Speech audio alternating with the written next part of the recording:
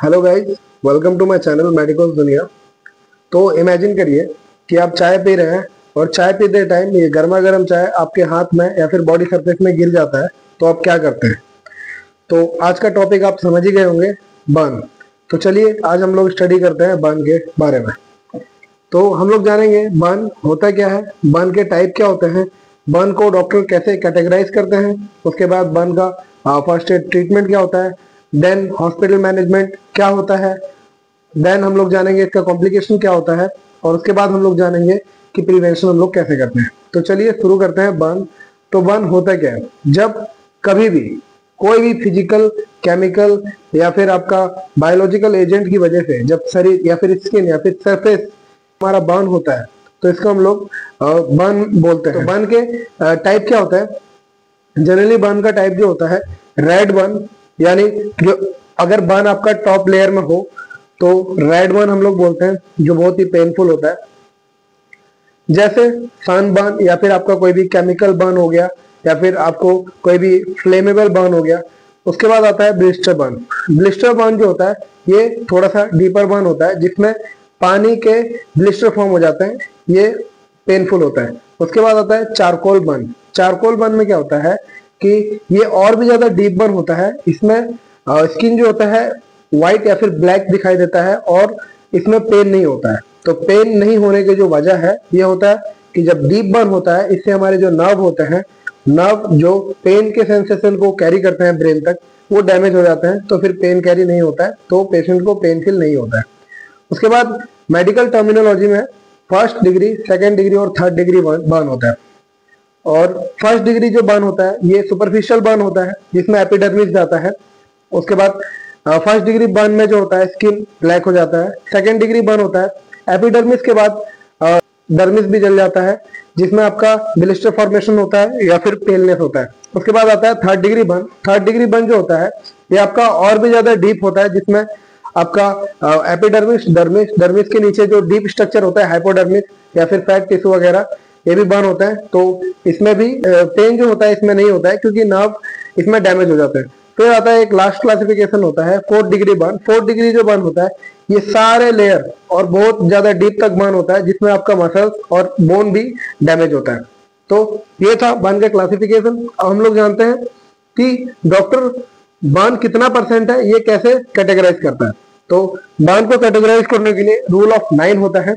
Rule of 9 में होता है कि शरीर के डिफरेंट डिफरेंट पार्ट में हम लोग 9% करके बर्न को कैटेगराइज करते हैं। जैसे आपका हेड और नेक 9%, फिर आपका ईच आर्म 9%, फिर लेग के सामने वाले पार्ट 9% दोनों साइड में, पीछे वाले पार्ट पूरा लेग 9%। उसके बाद बॉडी के फ्रंट पार्ट को 18%, बॉडी के बैक पार्ट यानी ट्रंक, यानी आपका नेक के नीचे से और पेट तक जो एरिया होता है वो बॉडी का फ्रंट पार्ट है, उसमें 18%, और पीछे के पार्ट में 18%। और आपका अगर ये पेरिनियम जिसको हम लोग बोलते हैं प्राइवेट एरिया, वहां पे अगर बर्न हो तो 1% होता है। तो ये था बर्न को हम लोग कैटेगराइज कैसे करते हैं, इसके अकॉर्डिंगली डॉक्टर ट्रीटमेंट देते हैं। बर्न अगर 20% से ज्यादा हो तो उसको हम लोग सीवियर कैटेगरी में रखते हैं। तो देखते हैं हम लोग फर्स्ट एड ट्रीटमेंट क्या किया जाता है। तो फर्स्ट एड ट्रीटमेंट में 3C फॉर्मूला हम लोग को याद रखना चाहिए। पहला C, जब भी बर्न हो तो हम लोग को कूल वाटर यानी ठंडे पानी से, टैप वाले पानी से उसको 20 मिनट तक लगातार कंटिन्यूसली उसको वॉश करना है, यानी वहां पे रनिंग वाटर से उसको धोते रहना है। उसके बाद आपको कवर करना है क्लीन क्लोथ्स के साथ। उसके बाद जो थर्ड C होता है, इसका मतलब होता है कॉल फॉर हेल्प, यानी आपको अगर बर्न ज्यादा इमरजेंसी हो या फिर पेशेंट कुछ ज्यादा ही जल चुका है तो आपको तुरंत कॉल फॉर हेल्प, यानी आपको हेल्प के लिए कॉल करना पड़ेगा, एम्बुलेंस वगैरह बुलाना पड़ता है। अब आता है हॉस्पिटल मैनेजमेंट क्या होता है। तो हॉस्पिटल मैनेजमेंट में देखा गया है सबसे पहला जो मैनेजमेंट होता है ABCDE फॉर्मूला वहां पे यूज होता है। जैसे ए का मतलब होता है एयरवे को मैनेजमेंट हम लोग करते हैं सिक्योर, यानी एयरवे को हम लोग सिक्योर करते हैं। बी से ब्रीदिंग को हम लोग चेक करते हैं कि ब्रीदिंग प्रॉपर हो रहा है कि नहीं, तो ब्रीदिंग को सिक्योर किया जाता है। सी से सर्कुलेशन को सिक्योर किया जाता है।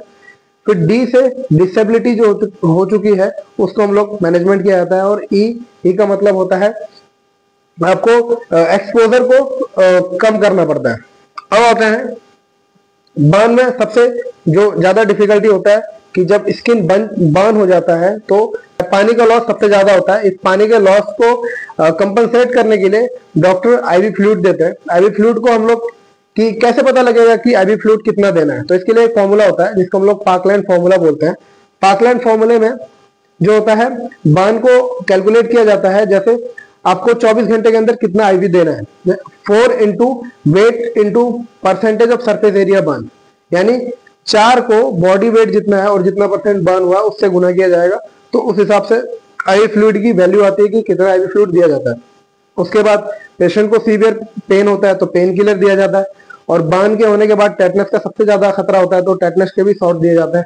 उसके बाद इन्फेक्शन होने के चांसेस होते हैं तो एंटीबायोटिक दिया जाता है, और अगर बार्न ज्यादा हो तो उसके लिए स्किन ग्राफ्टिंग किया जाता है।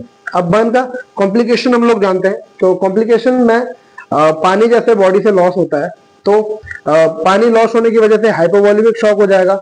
उसके बाद आपका स्किन जल चुका है तो उसमें इन्फेक्शन लगेगा, इन्फेक्शन का खतरा ज्यादा बढ़ जाता है, तो उसकी वजह से आपको सेप्टिक शॉक होने के चांसेस हो जाते हैं। फिर बार्न अगर आपके मसल्स या फिर टेंडन को अगर कवर करता है तो आपको कॉन्ट्रैक्चर होता है। फिर बार्न जब हील होता है तो किलॉइड होने के भी चांसेस होते हैं। तो अब हम लोग जानते हैं बार्न को प्रिवेंशन कैसे किया जाए। तो बार्न को प्रिवेंशन करने के लिए जैसे बच्चों को हॉट लिक्विड या फिर स्टोव या फिर गैसेस से दूर रखना चाहिए। इलेक्ट्रिसिटी सॉकेट में कभी भी ओवरलोड नहीं करना चाहिए। सनस्क्रीन हमेशा यूज करना चाहिए। प्रोटेक्टिव क्लॉथ हमेशा पहनना चाहिए। उसके बाद बेसिक फायर सेफ्टी को हमें ध्यान रखना चाहिए। तो याद रखिए बार्न जो होता है, बार्न को प्रिवेंट करने के लिए 3C का फॉर्मूला आपको याद रखना है, कूल, कवर और कॉल। तो अगर आप ये फॉर्मूला याद रखते हैं तो देखा गया है कि बार्न से आप प्रिवेंट कर सकते हैं। बार्न एक लाइफ थ्रेटनिंग कॉम्प्लिकेशन होता है, लाइफ थ्रेटनिंग कंडीशन होता है, जिससे अगर आपको नॉलेज हो तो आप इसको होने से रोक सकते हैं या फिर आप पेशेंट की जान को काफी हद तक बचा सकते हैं। तो आशा करता हूँ बार्न के बारे में आपको नॉलेज आई होगी। तो अगर आपको मेरा चैनल अच्छा लगा हो तो कृपया मेरे चैनल को लाइक, सब्सक्राइब एंड शेयर कीजिए। Thank you so much.